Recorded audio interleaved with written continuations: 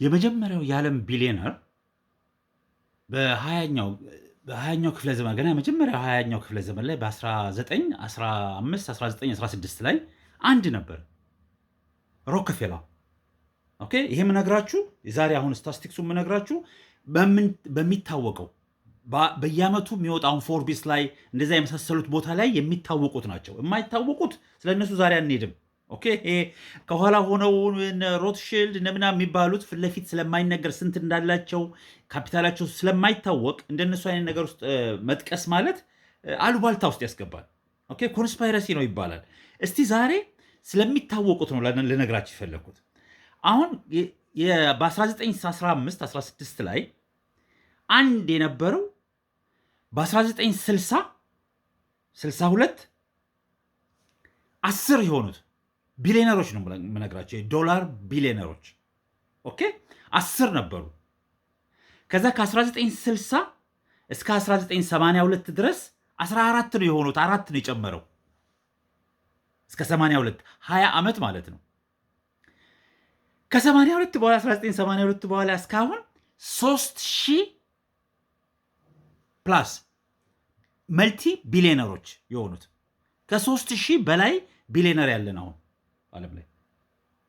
ለምንድን ነው እሱ እንደዚህ የሆነው? ከ1980ዎቹ በኋላ ምንድን ነው ብላችሁ ብትመለከቱ የመጣው ነገር ቢኖር ምንድን ነው? ቴክኖሎጂ እና ኢንተርኔት። ኢንተርኔት ምን አደረገው ቢሊዮነርን? በመጀመሪያ ደረጃ ቦርደር በፊት ሀብታም ሀብቱን የሚሰራው በዛው ባለው አካባቢ ባለው ሀገር ውስጥ ነው፣ ወይ ደግሞ በጎረቤት ሀገር ብቻ ጂኦግራፊ እንትኑ የተወሰነ ነበረ። ልክ ከ1980ዎቹ በኋላ ምን እየሆነ መጣ? ጂኦግራፊ አይወስነውም። ሀብት ለመስራት ካለበት ቦታ ሆኖ ብሩን ኢንቨስት አድርጎ ብሩን የሆነ ቦታ ገዝቶ እንደፈለጉ ዓለም ላይ የተሽከረከሩ መግዛት፣ ብራቸውን ማካበት እንዲችሉ ተደርገዋል። እና ልክ ከዛን ጊዜ ጀምሮ ይህ ቴክኖሎጂ ያመጣው ምን መሰላችሁ? ለምሳሌ አሁን አንድ ቦታ የሆነ እድገት ይመጣል አይደል? አንድ ሀገር ባለፈው የነገርኳችሁ ቪዲዮ አለ። አሁን አፍሪካን 4 ሀገሮችን ኦልሬዲ ተቆጣጥረውታል። 4ቱ እንዴት አድርገው እኛን አፍሪካን እንደሚያስተዳድሩ ብዬ ኢጅፕት፣ ኬንያ፣ ሳውዝ አፍሪካ እና ናይጄሪያ፣ እነዚህን 4ቱን ሀገሮች ኦልሬዲ ኮንትሮል ናቸው በቢሊዮነሮቹ። ሳውዝ አፍሪካ ብቻ ከ600 በላይ የአሜሪካ ኮርፖሬሽኖች አሉ። ከ600 በላይ ነው የምነግራችሁ። ኬንያ ውስጥ እንደዛ፣ ኢጅፕት፣ ናይጄሪያ ቢሊዮነሮች እዛ። ይሄን ናይጄሪያ መሄድም አያስፈልጋቸውም፣ ሄደውም አያውቁም፣ የት እንዳለም አያውቁም። ስታቲስቲክስ ነው የሚቀርብላቸው። ኦኬ ዳታ ነው የሚያዩት። ከዛ ኢንቨስት ያደርጋሉ። በየኳርተሩ በየ3 ወሩ ሪተርን አላቸው። ያንን ሪተርናቸውን የሚያሰጋና የማይመች ነገር ከመሰላቸው ካፒታላቸው እንዳለ ያወጣሉ። ስለዚህ አሁን በአሁኑ ሰዓት ያለንበት ችግር ምን መሰላችሁ?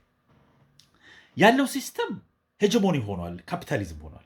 ኦኬ ካፒታል ደግሞ ባለፈውም እንዲሁ ብዬ ነገርኳቸዋል። ካፒታሊዝም ማለት ሀብትን ከብዙሃን እጅ ወስዶ በትንሾች እጅ ማስገባት ማለት ነው። በቀላሉ በአማርኛ ሚኒንጉን ነው የምነግራቸው፣ ዲፊኒሽኑ ትርጉሙ። ኦኬ ከብዙሃኑ ወደ ትንሾች እጅ ሀብትን ማስገባት ማለት ነው ካፒታሊዝም። ስለዚህ ይህ ሲስተም አሁን እያደረገ ያለው ምንድንም፣ ለምሳሌ እንደኛ አይነት ሀገር ትንሽ ኢኮኖሚ እያንሰራራ ሲመጣ በአንድ ጊዜ አቴንሽን ውስጥ ይገባል። ለጊዜው እድገት ውስጥ ያልመጣ ሀገር፣ ታች ያለ ኢኮኖሚ በጣም ትንሽ የሆነ ሀገር ብዙም አቴንሽን አይሰጡትም። እነዚህ ስለ ቢሊዮነሮቹ ነው። አሁን ደግሞ ቢሊዮነር መሆን ብቻ የሚፈልጉት ሴንቲ ቢሊዮነር ይባላሉ። አሁን መልቲ ቢሊዮነር ሳይሆን ሴንቲ ቢሊዮነር። ሴንቲ ቢሊዮነር ማለት ከ100 ቢሊዮን በላይ ሀብት ያለው ሰው ሴንቲ ቢሊዮነር ይሆናል። አረ እንደውም አንዱ አሁን አቶ ኢሎን ማስክ ትሪሊዮነር ሊባል ነው። ትሪሊዮነር አሁን ትሪሊዮን ሊሆን ነው የሱ ካፒታል። እንግዲህ ያስቡት ምን ማለት እንደሆነ። ከላይ ያለው 1% የማይሞላው ህዝብ በጠቅላላ ሀብትን ዓለም ላይ ያለውን ሀብት ከዚህ በፊት ባሉበት አካባቢ ነበር። አሁን ዓለም ላይ ያለውን ሀብት እየሰበሰቡት ያሉት ለምንድን ነው? ቴክኖሎጂ እና ኢንተርኔት። ቴክኖሎጂ ነው ለዚህ ሁሉ እያበቃቸው ያለው። ስለዚህ እኛ ምንድነው የሚጠብቀን ነው?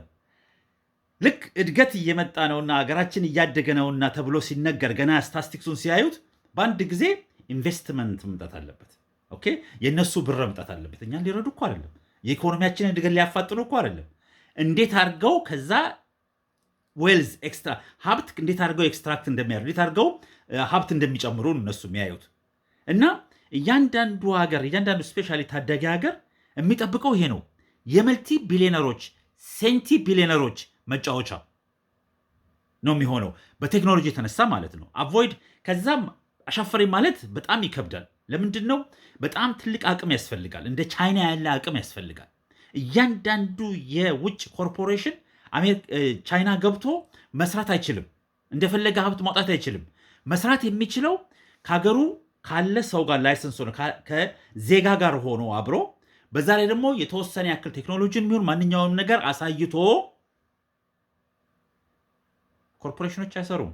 ስፔሻሊ የቴክኖሎጂ ኮርፖሬሽን አማዞን የሉም፣ ጉግል የለም፣ ኦኬ ዩቱብ የለም፣ ፌስቡክ የለም። እንዲህ አይነት ነገር እነሱ ጋር ጭራሽ አያስገቡም። ለምንድን ነው አሁን ያለው ችግር?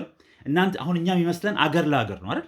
ለምሳሌ አሜሪካ ከራሻ፣ አሜሪካ ከቻይና፣ ቻይና እንደሱ እኮ አይደለም። ሞኖፖሊ አድርገውታል። ቢሊዮነሮች ሞኖፖሊ ተደርጓል ይሄ ዓለም።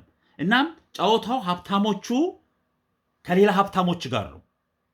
እንደዛ የማይችሉበት ቦታ የግድ ያንን ቦታ የነሱ ሜዳ ማድረግ አለባቸው። የነሱ መጫወቻ መድረክ ማድረግ አለባቸው። ለዛ ሲባል ያ ቦታ በተቻለ መጠን እንደነ ቬኔዙዌላ ወይ ቻይና እንደዚህ አይነቱን ቦታ ይመታል። ከነሱ ጋር አልሰራም ያለ ሀብቱን ያላካፈለ እንደነ ጋዳፊ ይመታል። ስለዚህ ምንድነው ያለው? የግዴታ ለነሱ ከፍተን ያለንን ሀብት ማቅረብ አለብን፣ በኢንቨስትመንት ማለት ነው። የነሱን ካፒታል ወደኛ ሀገር እንዲመጣ ካላደረግን አንደኛ በፖለቲካም ይሁን በማንኛውም ነገር እንጎዳለን፣ አይሰሩም ከኛ ጋር። ሁለተኛ ያንን ሀገር እንዴት አድርገው ማፍረስ እንደሚችሉ ብቻ ነው የሚያስቡት። ኤቭሪዴይ ከውጭ ነው። እኔ ከበፊት ጀምሮ የምነግራቸው ነገር አለ። ያለብን ችግር እኛ ላይ የሚመጣብን ችግር ያለው ከሀገር ቤት ከዛው እናንተ የሚመስላችሁ እዛው ነው አይደለም። ሁሉ ነገር ከውጭ ነው። ይሄው ከ2-3 ዓመት ጀምሮ እነግራቸዋለሁ። ኦኬ እኔ እያንዳንዱ ቪዲዮ ላይ የምናገረው ኦንሊ ታይም ሰርቫይቭ ማድረግ የሚችለው የአፍሪካ ህዝብ አብሮ አንድ ላይ ሆኖ ልክ እንደ ቻይና ትልቅ ሆኖ አብሮ መስራት ሲጀምር ብቻ ነው እንጂ የዓለምን ካፒታል ወይ ደግሞ ይህን ካፒታሊዝም ተመልሶ ባርነት ውስጥ ነው ያስገባን እና አሁን እኛ ባርነት ውስጥ ነው ያለ ነው። ከዛ ለመውጣት ትልቅ መሆን አለብን፣ መተባበር አለብን። እንደ አንድ ህዝብ ሆነን መስራት አለብን። ልክ እንደ ኤሮፒያ ዩኒየን ወይ እንደ አሜሪካ በጣም ትልቅ አገር ነው፣ ወይ እንደ ራሻ በጣም ትልቅ የሆነ አገር፣ ወይ እንደ ቻይና እንደሱ ያለ አገር ነው በዛሬ ሰዓት መጋፈጥ የሚችለው የራሱን ፖሊሲ የራሴን ሀብት አልሰጥም ብሎ መጋፈጥ የሚችለው። አለዛ ለየብቻ ሆነን እያንዳንዳችን ጉላክ